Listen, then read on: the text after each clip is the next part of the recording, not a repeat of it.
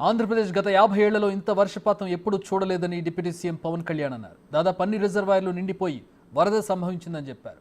తూర్పుగోదావరి జిల్లా పిఠాపురంలో పర్యటించిన ఆయన గొల్లప్రోలు వద్ద వరద ముంపునకు గురైన ప్రాంతాలను పడవలో ప్రయాణించి పరిశీలించారు.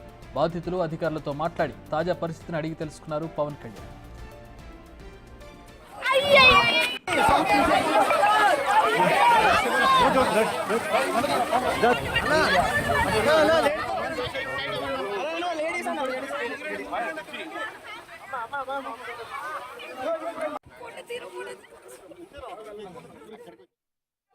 మేజర్ ఏంటంటే ఇక్కడ ఒక కన్వర్ట్ కావాలి, బ్రిడ్జ్ కావాలి. ఆ బ్రిడ్జ్ ఒకటి వేసానని చెప్పి మాట ఇచ్చాను. ఈ వరదలు తగ్గగానే దీన్ని మార్కెటింగ్లో చేయించాలని చెప్పి కలెక్టర్ షణ్మోహన్ గారు కూడా మాట్లాడుకుంటా ఉన్నాం. ఇదేంటంటే ఇది మనం ముందున్న ఇదేనంటే ఇప్పుడు ఎవరు చేశారు, ఏం చేశారు అది మేము పొలిటికల్గా మేము మాట్లాడుకుని తెలియజేస్తాం. కానీ ప్రస్తుతం ఇక్కడికి వచ్చింది ఎంత ప్రిపరేషన్ ఉంది. ఇన్ఫాక్ట్ వరదలు మనకి ముంపు గురైతే ఇప్పుడు దాకా పొలాలకే ముంపు గురైనాయి. కాకుండా కాలనీలోకి ఇళ్లలోకి వస్తే ఎంత రెడీనెస్ ఉందని యంత్రాంగంలో పరిశీలించడానికి వచ్చాను, సమస్యలు తెలుసుకోవడానికి వచ్చాను. ఇవన్నీ ఒకసారి వరద ముప్పు తగ్గగానే ఒకసారి వీటికి సమస్యలు పరిష్కారం తీసుకుని వీటికి శాశ్వత పరిష్కారాలు తీసుకుని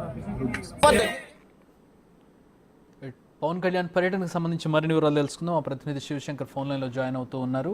శివశంకర్, పవన్ కళ్యాణ్ అబ్జర్వేషన్ తర్వాత కొన్ని ప్రకటనలు చేసినట్టుగా ఉన్నారు. ఆయన అబ్జర్వేషన్ ఏంటి, మెయిన్గా ఎట్లాంటి హామీలు ఇచ్చారు?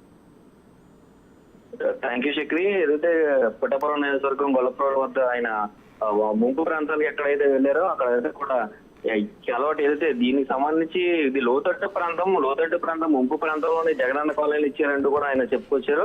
అదైతే ఎన్నికల ప్రచారంలో కూడా దీనికి సంబంధించి నేను ఒక బ్రిడ్జ్ కట్టేస్తానని చెప్పి హామీ ఇచ్చాను, హామీ కట్టుబడి ఉన్నాను. ఇప్పుడు ఏదైతే ఈ ముంపు తగ్గిన వెంటనే కూడా ఈ బ్రిడ్జికి సంబంధించిన కార్యక్రమం అంతా కూడా నేను మొదలు పెడతానంటూ కూడా ఆయన చెప్పిన పరిస్థితి ఇక్కడ కనిపిస్తోంది. ఈ నేపథ్యంలోనే చూసుకున్నట్లయితే ఇదే కాకుండా ఏదైతే గడిచిన 5 ఏళ్లలో కాలువ పూడికలు తీయకపోవడం, పూడికలు తీయకపోవడం వల్ల ఈ నీరు అనేది కూడా బయటకు వచ్చేస్తుంది, గండి పడే అవకాశం కూడా ఇక్కడ కనిపిస్తుంది. కాడ పూడికలు తీసి గట్టున సరిచేసి ఉంటే కనుక ఇంత ప్రమాద స్థితిలో ఇంత ముంపుకు గురయ్యే ప్రాంతాల్లో ఏది కూడా ఉండకపోయేది అనేది కూడా అభిప్రాయాన్ని కూడా ఆయన వ్యక్తం చేశారు.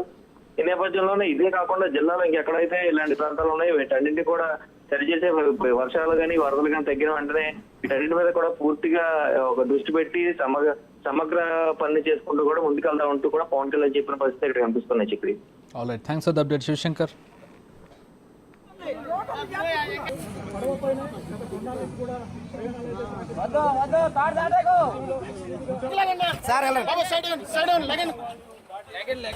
లగాల సైడ్ వస్తే సార్ వస్తారు మీ దగ్గరికి.